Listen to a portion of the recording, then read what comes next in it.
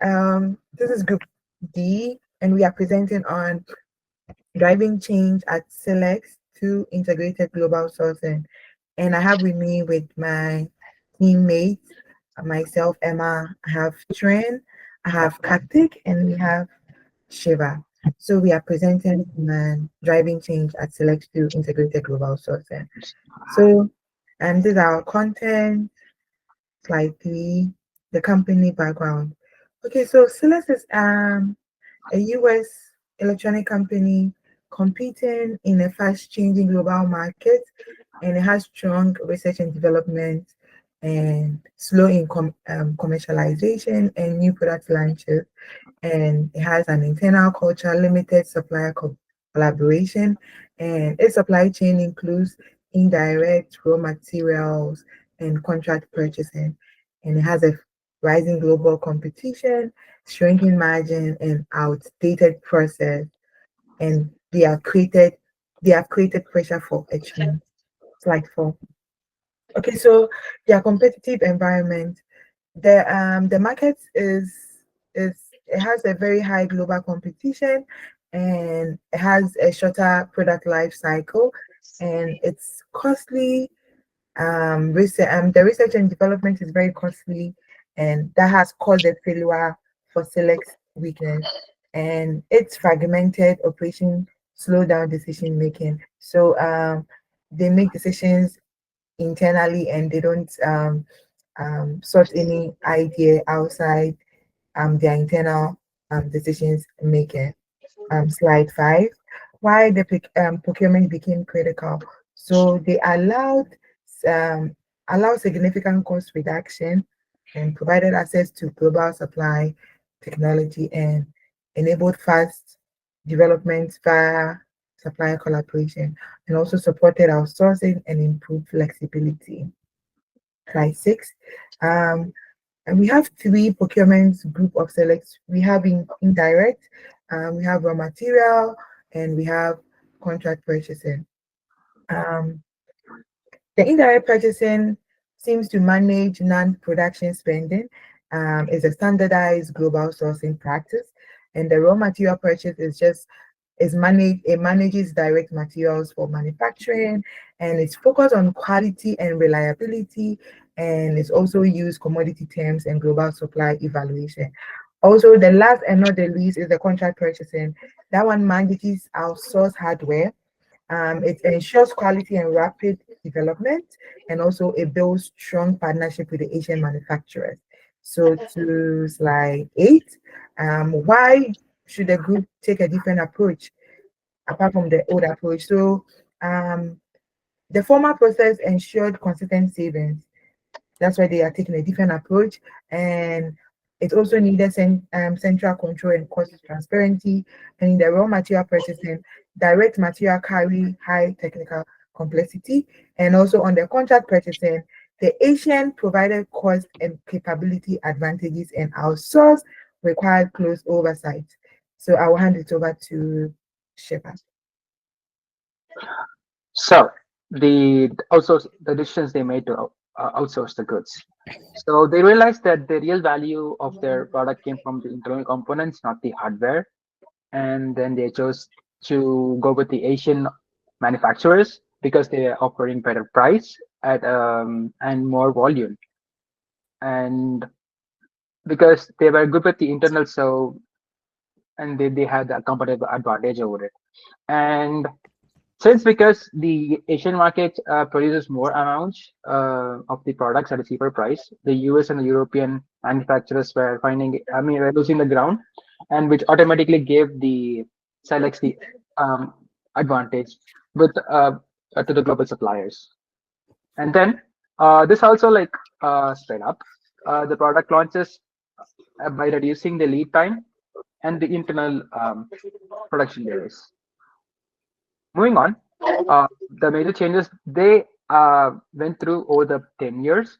They transformed from a purely research only driven company into a fast market oriented organizational organization that embraced new ideas instead of resisting them. So in the mid 1900s, in the mid 1990s, when the financial crisis hit them, they have to change everything from a culture to a strategy, to leading to a more agile and customer focused mindset.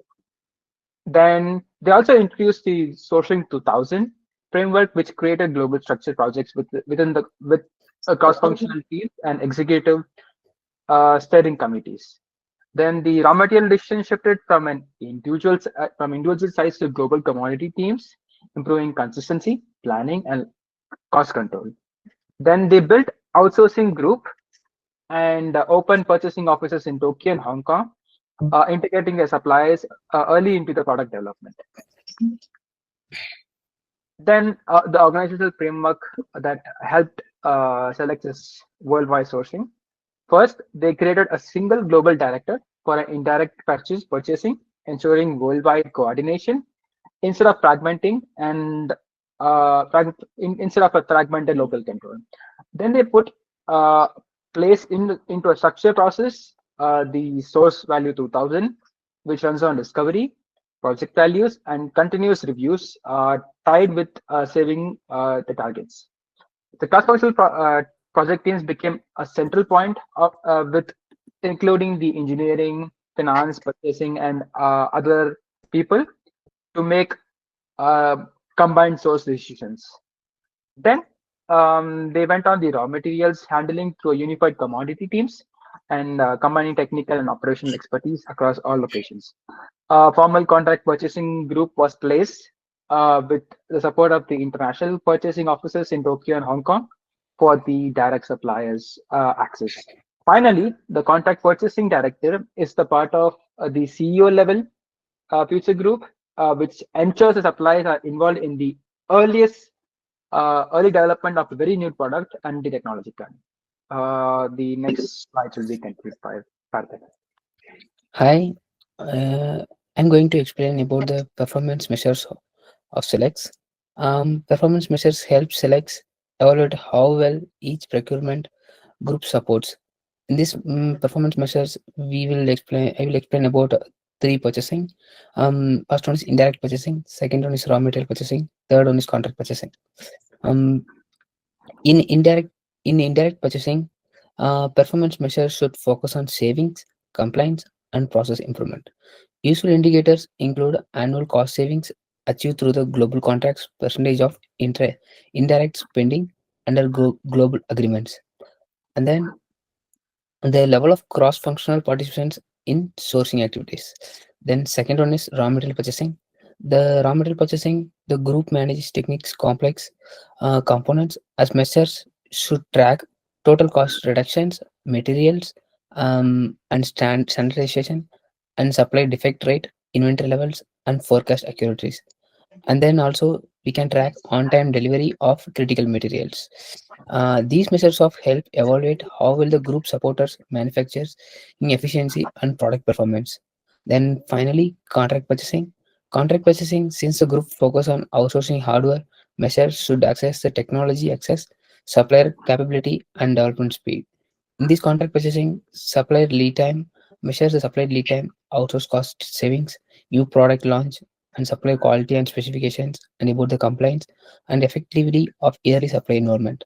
And then finally, coordinating with the engineering and marketing. Together, these performance measures help Selex ensure that each procurement group contributes to cost reductions, stronger supplier relationships.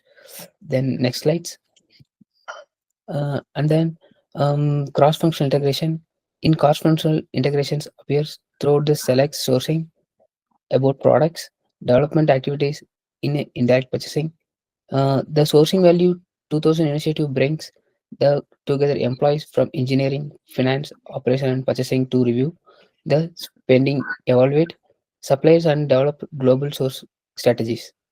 In this team, we have a execute steering community like R&D, SCM, IT, marketing, and finance. And second one is raw material purchasing. In raw material purchasing, commodities across the sites, technical supports, buyers, operations. And we will collaborate on standardization and long-term sourcing plans. And third one is contract purchasing. In contract purchasing, work with marketing, engineering, and R&D during a new product development.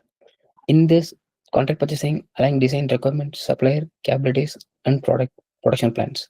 And finally, at last, company levels.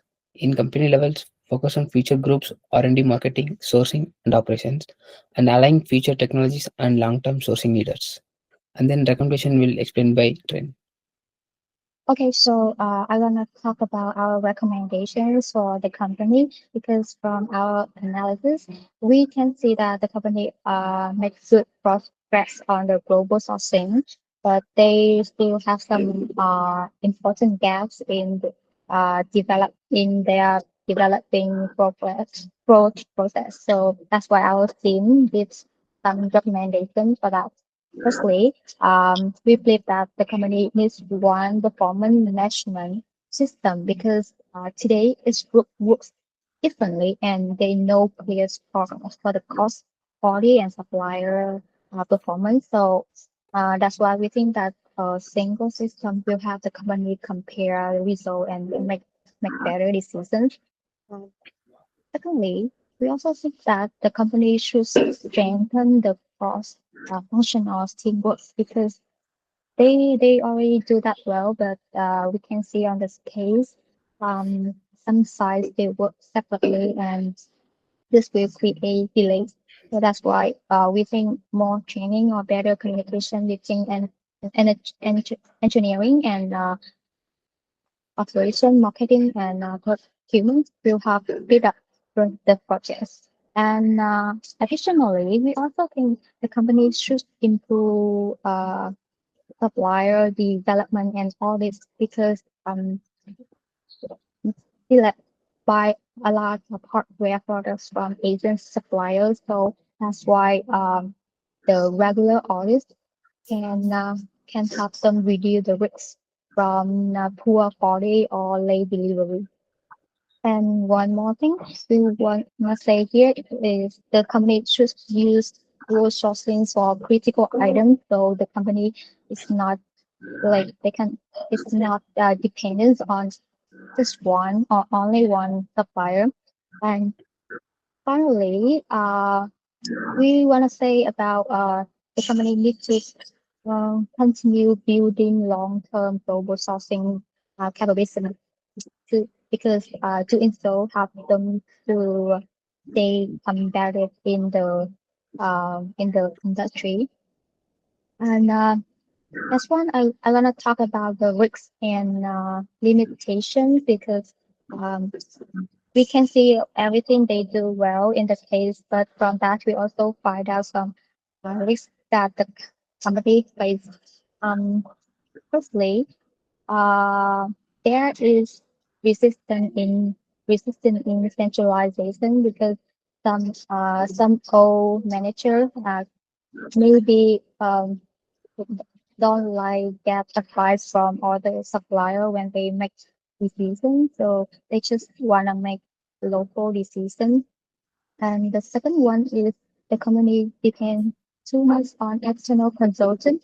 So from that case, we can see the company get advice 4 times for some years. So if they rely too much on the consultant, employee may not learn the skill that they need. And the last one, the company has um like I already said before, the company uh, depend a lot on Asian suppliers. So this also is a risk that when the supplier have uh, supply disruption or something like that. So beside that, there is also no formal performance checking system, so the company cannot clearly see which supplier are performing well. And so that's all the risk and limitation that we can find from analysis or from the case. So to conclude our analysis, we believe we, we could say that the case teach us too much a lot about how the company cannot depend on only the strong technology. They also need to They also need to have an effective trusting system and good coordinate inside the organization. And but however, um, beside what they did well, it still have some remaining risks that the company need to uh, control to make sure that they can achieve long-term success. And that's all our analysis from that case. So thank you for listening.